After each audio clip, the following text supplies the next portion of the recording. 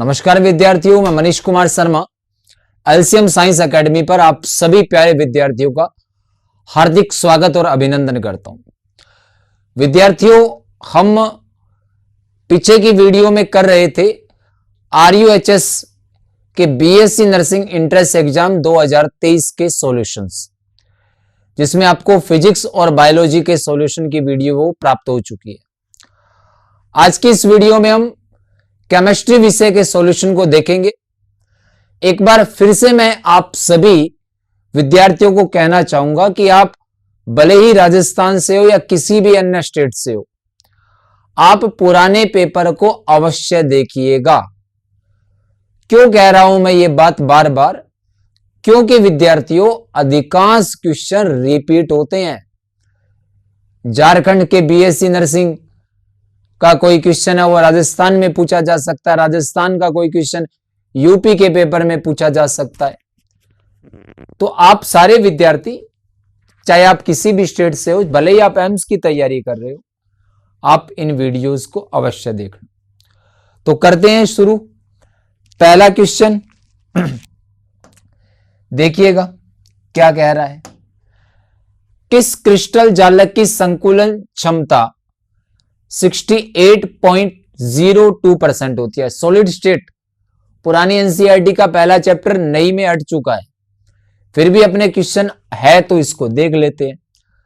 आपने क्रिस्टल जालक पढ़े होंगे अलग अलग, उसमें सबसे ज्यादा जो संकुलन क्षमता है वो HCP या FCC या CCP 74% होती है इसकी जी। उसके बाद में BCC, इसकी लगभग 68% होती है। और सबसे लास्ट में या सबसे कम जो होती है SPC, इसकी लगभग 52% होती है। अपने से पूछा है 68%, तो किसकी होगी? BCC की। बिल्कुल सिंपल सा था, आद्य केंद्रित एकक कोष्ठी का इसको फुल फॉर्म है इसका, ठीक है। उसके बाद में अगला क्वेश्चन, अंतः केंद्रित संकुलन के लिए संकुलन के किनारे और परमाणु की त्रिज्या, किनारे को कहते हैं A, भुजा की लंबाई, परमाणु की त्रिज्या को दर्शाते हैं R।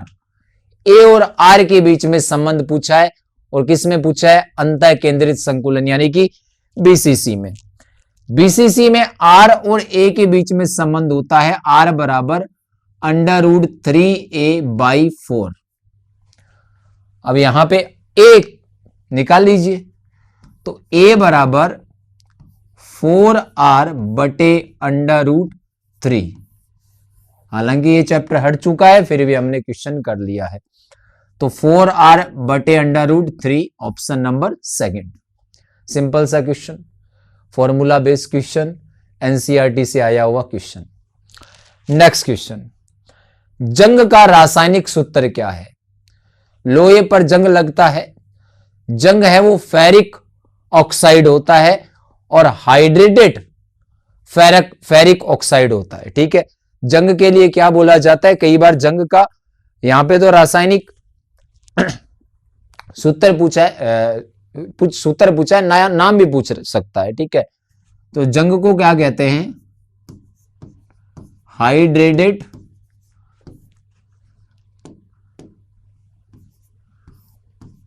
आयरन ऑक्साइड, ठीक है। और हाइड्रेटेड, इसमें हाइड्रेटेड का मतलब क्रिस्टलीय जल का अणु होगा, और ये इसी में है, यही इसका आंसर होगा। जंग का फॉर्मूला पूछा है, ठीक है।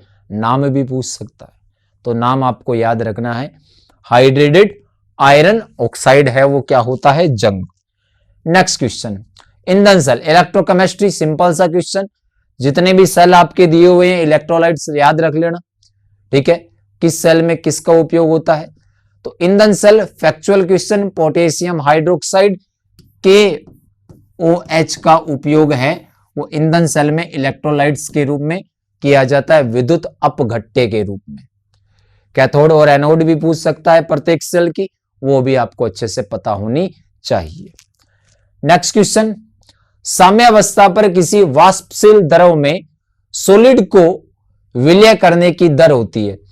कि क्रिस्टलीकरण की दर पूछी है कि कोई साम्यावस्था पर कोई वाष्पशील लिक्विड है, उस पे हमने क्या मिलाया है, ठोस मिलाया है, तो क्रिस्टलीकरण की दर है वो क्या होगी।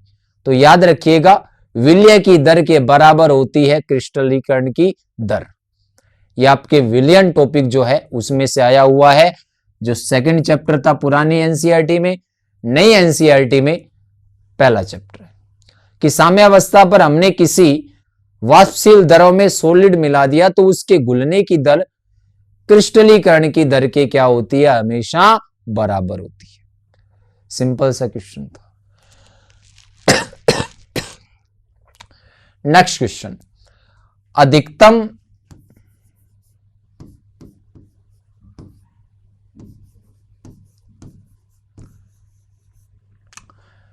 बॉइलिंग यानी कि क्वथनांकी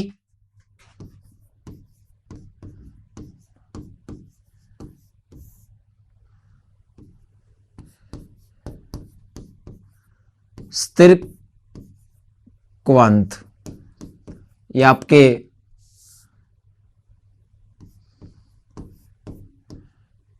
स्थिर क्वांत ही आपने राउल्ट नियम में आदर्श अनादर्श विलयन पढ़ा होगा। अनादर्श विलयन ने आपने राउल्ट नियम से धनात्मक और ऋणात्मक विचलन पढ़ा था। उसमें दो प्रकार के स्थिर क्वांत थी यानी कि एंजियोट्रोप बन रहे थे, एक था अधिकतम क्वथनांकी और दूसरा था न्यूनतम क्वथनांकी। अब इसमें तो एग्जाम्पल पूछा है, ये भी पूछ सकता है कि अधिकतम क्वथनांकी स्थिर क्वांति जो विलयन है वो कौन से होते हैं, किस प्रकार का विचलन दर्शाते हैं। तो वो विलयन जो राउल्ट नियम से ऋणात्मक विचलन दर्शाते हैं वो क्या होते हैं, अधिकतम क्वथनांकी स्थिर क्वांति। और जो धनात्मक विचलन दर्शाते हैं राउल्ट नियम से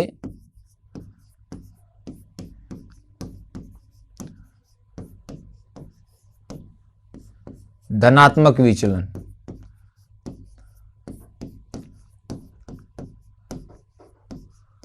वो कहलाते हैं न्यूनतम क्वथनांकी स्थिर क्वांति यानी कि एंजियोट्रोप।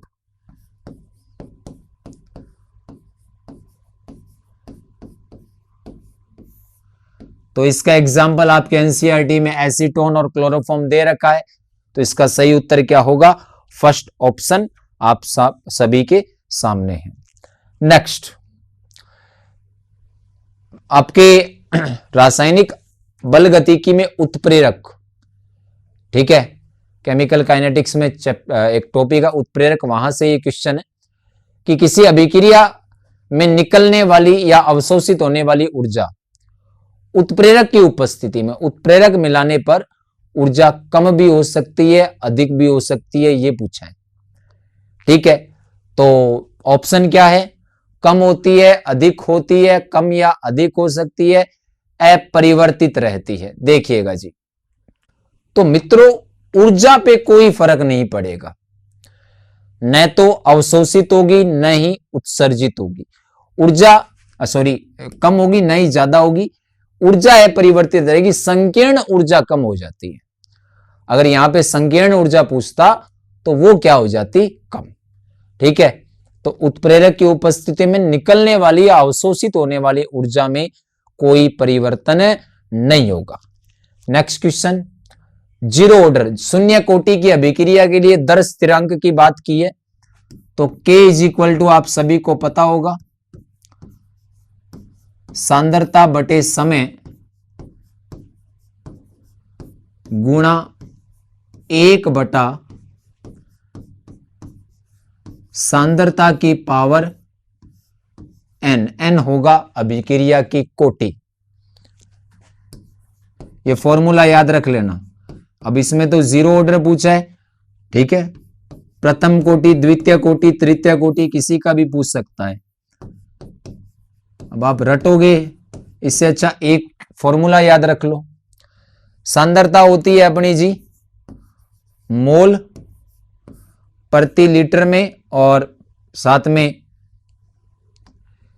यहां पे बटे में ये फॉर्मूले का समय, इसको किस में लिखते हैं सेकंड, गुणा 1 बटे सांद्रता की पावर एन, एन 0 कोटि की अभिक्रिया है तो सांद्रता की पावर n 0 हो जाएगी, 0 का मतलब 1। तो यहां पे दर जो स्थिरांक है mole litre inverse second inverse, या मैं इसको क्या लिख सकता हूं, मोल प्रति लीटर प्रति सेकंड, सेकंड ऑप्शन। बिल्कुल सिंपल सा क्वेश्चन, ये याद रख लो। इसमें शून्य कोटि का पूछा है, प्रथम कोटि द्वितीय कोटि का भी आपसे पूछ सकता है, ठीक है। नेक्स्ट, पाश्चुरीकृत दूध को स्थिर करने वाला कारक कौन है? पाश्चुरीकृत में बैक्टीरिया मिलाने पर वो दूध है वो क्या हो जाता है, स्थिर हो जाता है, और इसमें से बैक्टीरिया है वो कौन है, लैक्टिक बेसिलाई। सिंपल सा क्वेश्चन, ठीक है। ये आपके पृष्ठ रसायन से था। ये भी पृष्ठ रसायन से आपने हार्डी सुलजे नियम पढ़ा होगा कि अधिकतम स्कंदन मूल्य उसका होगा जिसके लिए ऋणात्मक चार्ज है वो सबसे ज्यादा होगा, और इन सभी में ऋणात्मक चार्ज है वो PO4-3 का होता है, तो इसका स्कंदन मूल्य वो क्या होगा, मैक्सिमम। हालांकि ये चैप्टर हट चुका है इसलिए ज्यादा टाइम नहीं देंगे। एल्यूमिनोथर्मिक प्रोसेस में एल्यूमिनियम, ये बहुत ही अच्छा क्वेश्चन है अपने, हालांकि ये चैप्टर भी हट चुका है, मेटलर्जी से है, ठीक है। एल्यूमिनोथर्मिक प्रोसेस, इसकी रिएक्शन होती है मित्रों Fe2O3 प्लस 2Al, इसमें हो जाता है Al2O3 प्लस 2Fe। इसमें पूछा ये जो Al2 है, सॉरी Al है, वो इस अभिक्रिया में क्या है, ये एक अपचायक का काम करता है। चैप्टर हट चुका है ये, ठीक है। नेक्स्ट, निम्न में से कौन सी धातुओं का शुद्धिकरण इलेक्ट्रोलाइटिक रिफाइनिंग से किया जाता है? हालांकि चैप्टर हट चुका है, मैं आंसर बता देता हूं, जस्ता और तांबा। ज्यादा समय नहीं करेंगे इस पे क्योंकि हट चुका है चैप्टर ये। नेक्स्ट, पी ब्लॉक से है ये, हालांकि 11वीं क्लास में आपके आवर्त सारणी है, पर RUHS में 12वीं का सिलेबस आता है। पी ब्लॉक चैप्टर भी हट चुका है। सबसे प्रबल अम्ल पूछा है, HI होता है, आप सभी को पता होगा, चैप्टर हट चुका है ये, ठीक है। नेक्स्ट, निम्न में से किसका अस्तित्व नहीं है? ये भी पी ब्लॉक से है। नियोन का कोई यौगिक संभव ही नहीं है, अस्तित्व में नहीं है। जिनोन के यौगिक संभव है, बाकी किसी के भी नहीं है, तो ये उसका आंसर होगा। ये भी हट चुका है। निम्न में से कौन चतुष्फलक यानी है? पी ब्लॉक से। पी ब्लॉक से बहुत क्वेश्चन आए थे, अब पी ब्लॉक हट चुका है, डी और एफ ब्लॉक बचा है, तो आप मान के चलिए DF ब्लॉक और कोऑर्डिनेशन कंपाउंड जो टॉपिक है आपके, उनसे अच्छे क्वेश्चन आपको 2024 में मिल सकते हैं। इसमें SF4, इसकी आकृति त्रिकोणीय द्विपिरामिडीय होती है, और यही आपसे पूछा है कि कौन सा चतुष्फलकीय नहीं है। चैप्टर हट चुका है, पी ब्लॉक से, ठीक है ये क्वेश्चन भी। नेक्स्ट, निम्न में से अम्लीयता का सही क्रम नहीं है, सारे के सारे सही हैं, और ये भी आपके पी ब्लॉक से ही है। पी ब्लॉक से देख लो कितने क्वेश्चन है, सारे सही है, इसमें आंसर कोई भी गलत नहीं है, ऐसा ऑर्डर कोई सा भी नहीं है जो अम्लीयता का सही क्रम नहीं हो, ठीक है। नेक्स्ट, लेंथेनॉइड की सामान्य ऑक्सीकरण अवस्था +3 होती है, ये डी ब्लॉक से है, और ये अच्छा क्वेश्चन है। लेंथेनाइड वाले लगभग +3 ऑक्सीकरण अवस्था क्लियर लिख रखा है एनसीईआरटी ने, सिंपल सा क्वेश्चन। नेक्स्ट, एक संक्रमण तत्व डी ब्लॉक से, ठीक है, +3 ऑक्सीकरण अवस्था में इलेक्ट्रॉन विन्यास ऑर्गन 3d5 है, इसका आणविक द्रव्यमान क्या होगा? कि +3 अवस्था में जो इलेक्ट्रॉनिक विन्यास है वो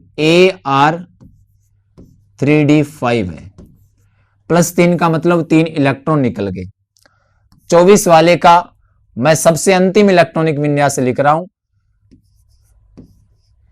3d5 4s1, 25 वाले का 3d5 4s1, 26 वाले का 3d6 4s2। ठीक है,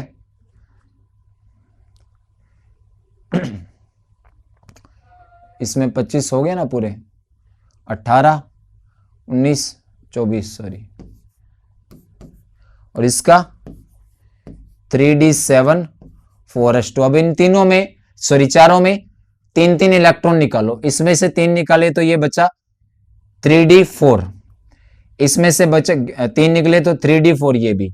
इसमें से 3 इलेक्ट्रॉन निकालो, 2s में से निकलेंगे, 1 d में से निकलेगा तो क्या बचेगा 3d5, इसमें से निकालेंगे तो क्या बचेगा 3d6, यानी कि सही उत्तर क्या होगा 26। ऐसा क्वेश्चन आपको मिल सकता है, अगेन ध्यान रखिएगा। नेक्स्ट क्वेश्चन, निम्न में से कौन सा प्रबल लिगेंड नहीं है? साइनाइड, कार्बोनिल, अमोनिया, तीनों के तीनों प्रबल है, लेकिन थायोसायोनाइड HCN दुर्बल लिगेंड है। एक टेबल है, एक सीक्वेंस दिया हुआ एनसीईआरटी में, वो याद रख लेना, काम का है, वापिस पूछ सकता है ऐसा क्वेश्चन, क्योंकि पी ब्लॉक हट गया है। अब वो 8-9 क्वेश्चन जो आए हैं वो कहीं से तो और देगा, तो यही चैप्टर बनते हैं। ठीक है, next, delta O greater than P, यानी कि क्रिस्टल विपाटन क्षेत्र ऊर्जा है वो ज्यादा है, और D4 के लिए इलेक्ट्रॉनिक विन्यास पूछा है। इस स्थिति में आपको पता होना चाहिए लिगेंड क्या होता है, प्रबल, और प्रबल लिगेंड में आपको पता होगा ये होता है Eg और ये होता है T2G। डी में कितने हैं 4, 1 2 3 4। युग्मन क्यों किया है हमने इलेक्ट्रॉन का? क्योंकि प्रबल लिगेंड है। अगर यहां पे ये होता लेस देन P तो फिर क्या होता, दुर्बल लिगेंड, फिर इलेक्ट्रॉन है वो T2G से किस में जाता, Eg में, चौथा इलेक्ट्रॉन। लेकिन प्रबल लिगेंड है तो T2G में कितने होंगे, 4 इलेक्ट्रॉन, Eg में क्या होंगे 0, आंसर नंबर सेकंड। ऐसा क्वेश्चन फिर मिल सकता है, और ये स्थिति पूछ सकता है कि ये स्थिति है तो लिगेंड कैसा होगा, ये स्थिति है तो लिगेंड कैसा होगा, या फिर यहां पे ऑप्शन में लिगेंड दे देगा, पूछ लेगा ये स्थिति कौन से लिगेंड के लिए, तो आपको प्रबल दुर्बल का चुनाव करना होगा। सिंपल सा क्वेश्चन। नेक्स्ट जी, जिगलर नट्टा उत्प्रेरक में टाइटेनियम टेट्राक्लोराइड किस में विलय है? उत्प्रेरक उच्च घनत्व निम्न घनत्व पॉलीथीन पड़ा होगा, उसमें जिगलर नट्टा उत्प्रेरक try ethyl aluminium titanium tetrachloride का उपयोग किया जाता है। बहुलक चैप्टर हट चुका है, आपसे पूछा ये किस में विलय है, तो ये ट्राई एथिल एल्यूमिनियम, ये होता है इसका फॉर्मूला, इसी में विलय। चैप्टर हट चुका है, ज्यादा टाइम नहीं देंगे। नेक्स्ट, कपड़े पर से मक्खन के धब्बे हटाने के लिए सबसे अच्छा विलय कौन है? क्लोरोफॉर्म। आपके हेलो एल्केन और हेलो एरिन चैप्टर है, उसके लास्ट में उपयोग दे रखे हैं, वहां से आया हुआ क्वेश्चन है, एनसीईआरटी से है। मैं आपको बता रहा हूं साथ के साथ एनसीईआरटी में कौन से चैप्टर में है। ठीक है, नेक्स्ट क्वेश्चन, जीरोप्थेल्मिया बीमारी की किस कमी विटामिन ए? ये तो सिंपल सा क्वेश्चन है, रतौंधी जीरोप्थेल्मिया, एनसीईआरटी में टेबल बनी हुई है बायोमोलिक्यूल्स चैप्टर में, सिंपल सा क्वेश्चन। नेक्स्ट, जैव अपघटनीय बहुलक, एक तो PHBV और एक नायलॉन 2 नायलॉन 6। ठीक है, तो नायलॉन 2 नायलॉन 6 क्या है? जैव अपघटनीय या जैव निम्नीकरणीय बहुलक है, हट चुका है चैप्टर। संगनित बहुलक नहीं है। योगात्मक और संगनन 2 प्रकार के बहुलक थे अपने, चैप्टर हट चुका है, फिर भी बता देता हूं थोड़ा सा। योगात्मक बहुलक वो कहते हैं जिसमें एकलक इकाई आपस में जुड़े, किसी उप उत्पाद का निष्कासन न हो, और संघनन बहुलक वो होता है जिसमें दो एकलक इकाइयां जुड़े तो जल जैसे उप उत्पाद का निष्कासन हो। इसमें पूछा है कि संघनन बहुलक कौन सा नहीं है, मतलब योगज कौन सा है।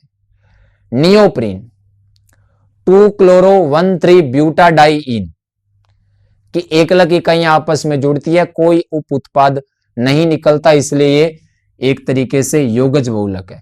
मेलामाइन, बैक्रोन, नायलॉन 6 इन सभी में एकलक इकाइयां जब जुड़ती है तो जल के अणु का निष्कासन होता है, इसलिए ये संघनन बहुलक है। नेक्स्ट क्वेश्चन, डिटोल का मुख्य यौगिक बायथाइनोल और टर्पिनियोल होता है, आप सभी को पता है, एनसीईआरटी ने बहुत अच्छे से दे रखा था। ठीक है, ये चैप्टर भी दैनिक जीवन में रसायन खुदा को प्यारा हो चुका है। नेक्स्ट, निम्न में से कौन विस डाई, जेम डाई और विस डाई, जेम डाई में क्या होता है कि जब दो हैलोजन एक ही कार्बन पर हो, और विस में क्या होता है कि दो हैलोजन अलग अलग कार्बन पे हो। तो यहां पे 1,2 डाई ब्रोमो एथेन, एथेन है तो कार्बन कितने, 2। ठीक है, ब्रोमो, एक ब्रोमो यहां पे, एक ब्रोमो यहां पे, सिंगल बॉन्ड CH2 ये क्या है, विस डाई हैलाइड है, अलग अलग कार्बन पे। ये डाइक्लोरोमेथेन एक ही कार्बन पे है। ठीक है, एथाइलिन ब्रोमाइड इसमें एक ही है ब्रोमो, एलिल ब्रोमाइड इसमें ब्रोमीन ही एक है। तो दो हैलोजन यदि एक ही कार्बन पर हो तो जेम डाई हैलाइड, अलग अलग कार्बन पे हो तो विस डाई हैलाइड, सिंपल सा नाम बनाना आना चाहिए बस। निम्न में से कौन सा एल्किल हैलाइड SN1 अभिक्रिया तीव्रता से देगा। देखो सारे के सारे है वो 3 डिग्री है, ये भी। अपने को हैलोजन का क्रम SN1 के लिए हैलोजन का क्रम जो होता है ना वो होता है RF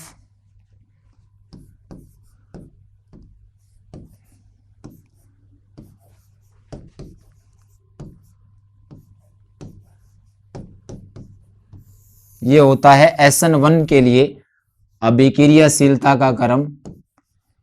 तो सही उत्तर क्या होगा, CS3 की ट्राइस CI। ठीक है, नेक्स्ट क्वेश्चन, निम्न में से कौन सा यौगिक सोडियम हाइड्रोक्साइड के जलीय विलयन के साथ अल्कोहल और फिनोल है, सारे कर सकते हैं, कोई आंसर नहीं होगा। 2 क्वेश्चन ऐसे हैं पूरे पेपर में जो मेरे हिसाब से सही नहीं है। फिनोल किस से कम अम्लीय है phenol, propanol, ortho nitrophenol, ortho methoxyphenol, ortho methyl phenol. आपको देखना है कि फिनोल है वो किस से कम अम्लीय है, देखिएगा जी। तो मित्रों आप एक बात ध्यान रखना, अम्लीय गुण का कभी भी क्वेश्चन पूछ ले, अगर आपको नाइट्रो समूह जुड़ा हुआ मिल जाए ना वो हमेशा ही सबसे अधिक अम्लीय होता है। तो यहां पे और तो नाइट्रोफिनोल है उससे कम अम्लीय होता है कौन, फिनोल।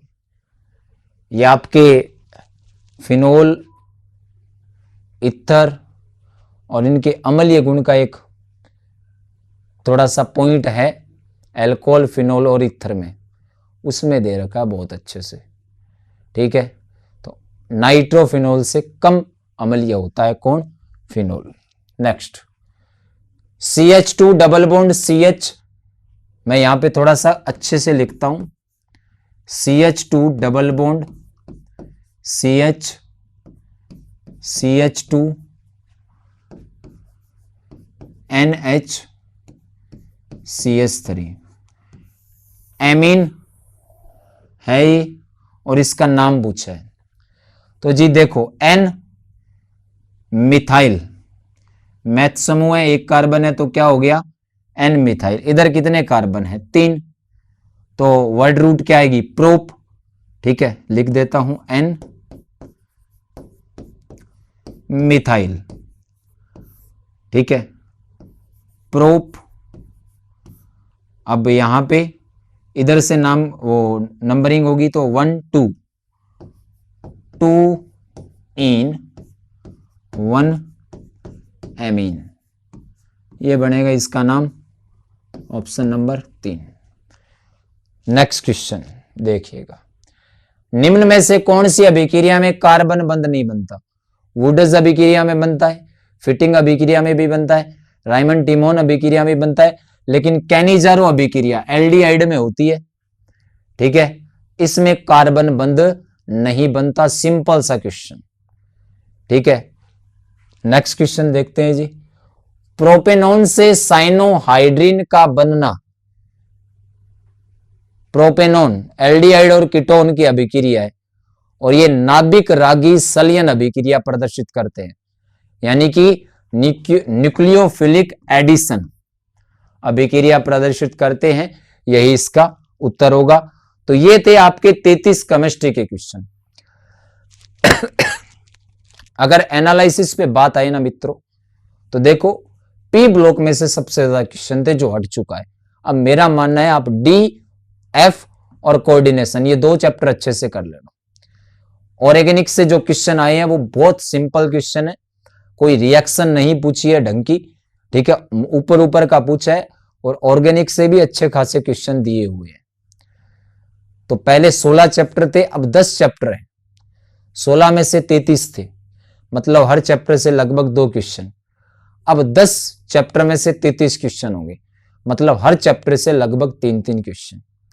ये जहां पे मैंने जो भी आपको क्वेश्चन सोल्व कराया है उसको ज्यादा एक्सप्लेन नहीं किया। क्यों नहीं किया? क्योंकि आपने पहले से पढ़ रखा है। मेरा यह मानना है कि एक क्वेश्चन में मैं पूरी बात क्लियर नहीं कर सकता। हाँ, हम चैप्टर वाइज जब इसके लाइव क्वेश्चन करेंगे ना, तब मैं एक क्लास में 10 ही क्वेश्चन लेके आऊंगा, लेकिन उन 10 क्वेश्चनों में इतने सारे कंसेप्ट क्लियर कर दूंगा कि आपको तसल्ली हो जाएगी कि आनंद आ गया। आई बात समझ में? तो RUHS का पूरा सॉल्यूशन हमने तीनों सब्जेक्ट का कर लिया है 2023 के पेपर का। नेक्स्ट हम किसी दूसरे स्टेट के क्वेश्चनों का सॉल्यूशन करेंगे।